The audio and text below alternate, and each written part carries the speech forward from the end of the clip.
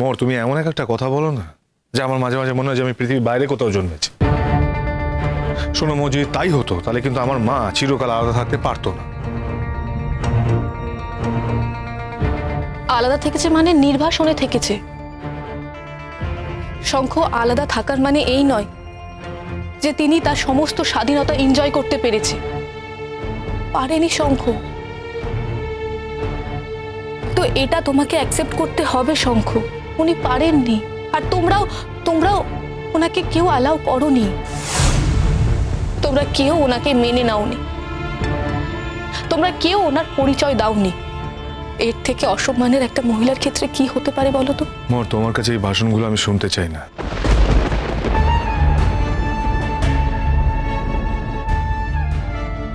আমি জানি শঙ্খ, এই কথাগুলো তোমার কাছে ভাষণই মনে হবে, আর এই কথাগুলো শোনা তোমার কাছে খুব যন্ত্রণার। কারণ এই কথাগুলো শুনে তোমরা নিজেদেরকে ছোট হিসেবে প্রমাণ করতে চাও না। শঙ্খ, একটা কথা জেনে রেখো, আমি নিজে একজন মেয়ে, আর আমি বরাবর মেয়েদের হয়েই কথা বলেছি। আমি নিজে একজন মেয়ে হয়ে আমার নিজের দুর্দশা দেখেছি, আমার চারপাশে মেয়েদের দুর্দশা দেখেছি, আমার মায়ের দুর্দশা দেখেছি, আমার দিদির দুর্দশা দেখেছি, আমার বন্ধু বান্ধবের দুর্দশা দেখেছি। আর তোমাদের বাড়িতে বিয়ে হওয়ার পর বৌদি ভাইয়ের দুর্দশা দেখেছি, ছোট মায়ের দুর্দশা দেখেছি। কিন্তু কিছু কিছু প্রিভিলেজড হিউম্যানও থাকে যাদেরকে এই সব সমস্যার মধ্যে পড়তে হয় না, যেমন তোমার জেঠিমণি। কিন্তু সেটা হয়তো এক্সেপশনাল, কিন্তু মেয়েদের অবস্থা শঙ্খ এইরকমই। আমি যদি তোমার বৌদি ভাইকে ওখান থেকে বার না করতাম, তাহলে বৌদি ভাইকে এখনো পড়ে পড়ে মার খেতে হতো। হয়তো বৌদি ভাই মার খেতে খেতে মারাই যেত, হয়তো জীবন মৃত হয়ে থাকতো। তোমার কি মনে হয় একজন মেয়ে শুধু বিবাহ সূত্রে একজন স্বামীর মার খাওয়ার অধিকারী হয়ে যায়? মোর, আমি কি তা নিয়ে কোনোদিন কোনো কথা বলেছি? বলিনি তো মোর। আমার দাদাভাই যদি কোনো টর্চার করে থাকে তাহলে বৌদিভাই পুলিশকে জানাবে। আমার একটাই বক্তব্য, তুমি কেন এর মধ্যে ঢুকতে গেলে? তুমি কেন বার করতে গেলে বৌদিভাইকে বলো? এবং বার করার পরে যে তুমি তাকে আমাদের বাড়িতে এনেছিলে, সেখানেও তো বৌদিভাই স্টে করে। প্রথম দিন একটা রাত থাকার পরে তারপরে ওই পরাগ বোস নিয়ে তাকে চলে গেছে তার অফিসে। আর তারপর কি হয়েছে? সেখান থেকে বৌদিভাই আবার পরাগ বোসের বাড়িতে গেছে, আর সেখানেই রয়ে গেছে। মোর, হ্যাঁ, বৌদি ভাই ডিসিশন চেঞ্জ করেছে। আরে বাবা, বৌদি ভাইয়ের সব ডিসিশন যে আমাদেরকে মেনে নিতে হবে তার কোনো মানে নেই মোর। বৌদি ভাইয়ের সঙ্গে দাদা ভাই অশান্তি হচ্ছিল, বাড়িতে বনিবনা হচ্ছিল না। এইটা যদি শুধুমাত্র উদ্দেশ্য থাকতো তাহলে ও আলাদা থাকতো। যদি বেরিয়ে যেতে চাইতো আমি হেল্প করতাম। আচ্ছা, আমাদের বাড়িতে কি কোনো অসুবিধা ছিল? আমাদের বাড়ি থেকে কি বৌদি ভাই কোনো রকম অসম্মানিত হয়েছে? আমার মাও তো একদিন বেরিয়ে গেছিল, বাবার সাথে তার কোনো বনিবনা ছিল না। কিন্তু আমার মা তো অন্য কিছুর মধ্যে নিজেকে জড়ায়নি। শঙ্কর, তুমি একটা কথা কোনোদিনও বুঝতে পারোনি। দুজন মানুষকে সারা জীবন ধরে ভালোবেসে এসেছে। তারা যখন একসঙ্গে ছিল তখনও বেসেছে, আর যখন তারা একসঙ্গে ছিল না তখনও বেসেছে। হ্যাঁ, তখন হয়তো আরো বেশি করে ভালোবেসেছে। তখন তোমার মায়ের অন্য কোনো দিকে তাকানোর কোনো অবসর ছিল না শঙ্খ। আর যে অদিতি ম্যামের মতো কাউকে দেখে নেয়, কাউকে দেখতে পায়, সেও অন্য কোনো মেয়ের দিকে কখনো ঝুঁকতে যায় না। অদিতি ম্যাম আর আদি স্যারের সম্পর্কটা এইরকম, তাই ওদের জীবনে কখনো কোনো অ্যাফেয়ার আসেনি। কিন্তু তোমার দাদা ভাইয়ের সঙ্গে তোমার বৌদি ভাইয়ের সম্পর্কটা ঠিক সেই রকম নয়। তারা দুজনকে প্র্যাকটিক্যালি চেনে না। এই না চেনার মধ্যে যদি তোমার বৌদি ভাইয়ের জীবনে কেউ আসে, কোনো ভালোবাসার মানুষ আসে, তাতে অন্যায় হয়ে যায়। সেটা বৌদি ভাইয়ের মস্ত বড় ভুল। আর তোমার দাদা ভাই যে অন্য একটা মেয়ের সঙ্গে এতদিন ধরে লিভ ইন করেছে, তার বেলা দাদা ভাই কোনো অন্যায় করছে না। শঙ্কর, তুমি একবার ভেবে দেখো তো তুমি কতটা বায়াসড। এবং তার থেকেও বড় কথা, দাদা ভাই ছেলে বলে তুমি বিষয়টাকে গুরুত্ব দিচ্ছ না, তুমি তুমি সবকিছু অ্যাকসেপ্ট করে নিচ্ছ। আর বৌদি ভাই কাউকে ভালোবাসলে দোষ, বৌদি ভাইয়ের সেটা অন্যায়। বৌদি ভাই মেয়ে বলে সমাজের এই বানানো নিয়ম মেনে চলতে হবে, মানে তোমাদের বানানো নিয়ম, তাই তো? শোনো, তুমি আমাকে এই ভাষণগুলো দিও না মোর।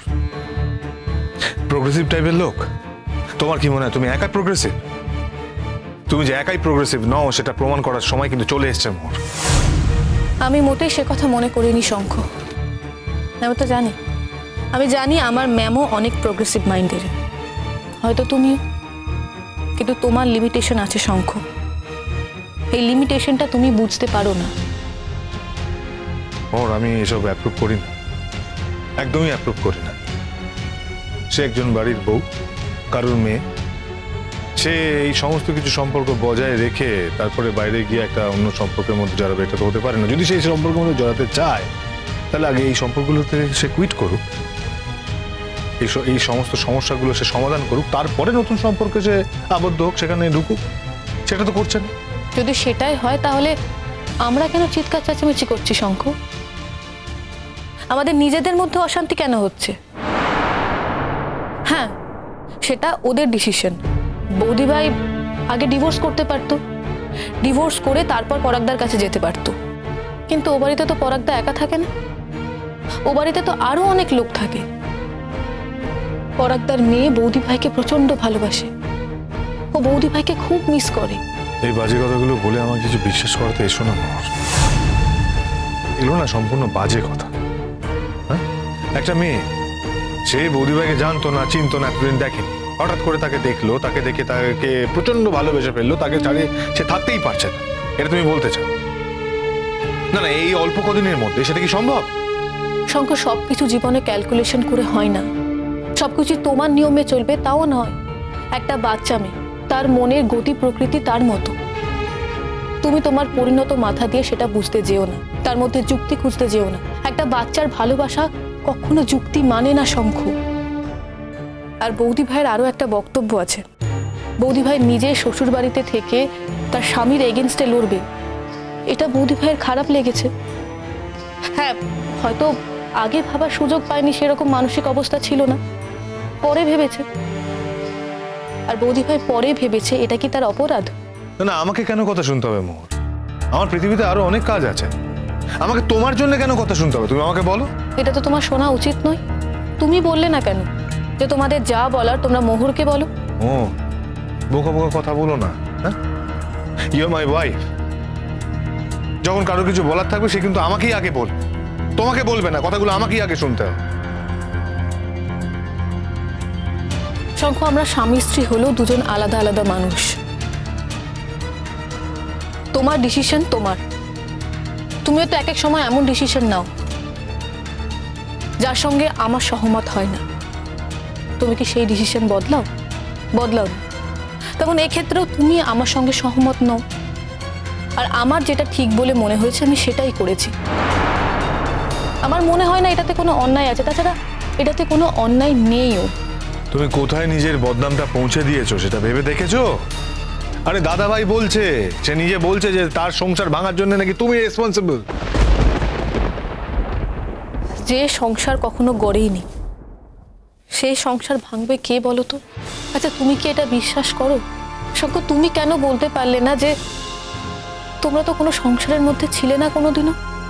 Do you believe? তাহলে এতদিন পর এসে এত দরদ উঠলে পড়ছে কেন? যখন বৌদি ভাই নিজের জন্য বাঁচার পথ খুঁজতে যাচ্ছে তখন? আমার তো মনে হয় পরাগদার কাছে বৌদি ভাই খুব ভালো আছে। এতদিন পর একটা মানুষ মানুষের মতো জীবন পেয়েছে। কিভাবে থাকতো বলো তো ও বাড়িতে? সবার চাপে পিষ্ট হয়ে থাকতো। কি ছিল ওর ও বাড়িতে? একটা মেয়ে একজন স্বামীকে বিয়ে করে তার বাড়িতে আসে, কিন্তু সে স্বামী কই? সে স্বামী কি তার পাশে ছিল কখনো? তার সাথে ছিল? শঙ্কর, স্বামী ছাড়া শ্বশুর বাড়ির কোনো দাম থাকে না। কোনো দাম থাকে কি? আসলে তোমরা তো ছিলে, তোমরা কখনো এই অবস্থার মধ্যে পড়োনি, আর পড়তে হয়ও না তোমাদের, তাই তোমরা বুঝতে পারছো না। বোঝো শঙ্খ, একবার কল্পনা করো তো, তুমি আমার বাড়িতে দিনের পর দিন পড়ে আছো, অথচ আমি নেই। তোমরা কি সেটা অ্যাকসেপ্ট করতে পারবে? পারবে না। তাহলে একটা মেয়ে সবসময় সবকিছু কেন অ্যাকসেপ্ট করবে বলো তো? একটা মেয়ের কি কখনো প্রতিবাদ করার কোনো অধিকার থাকে না?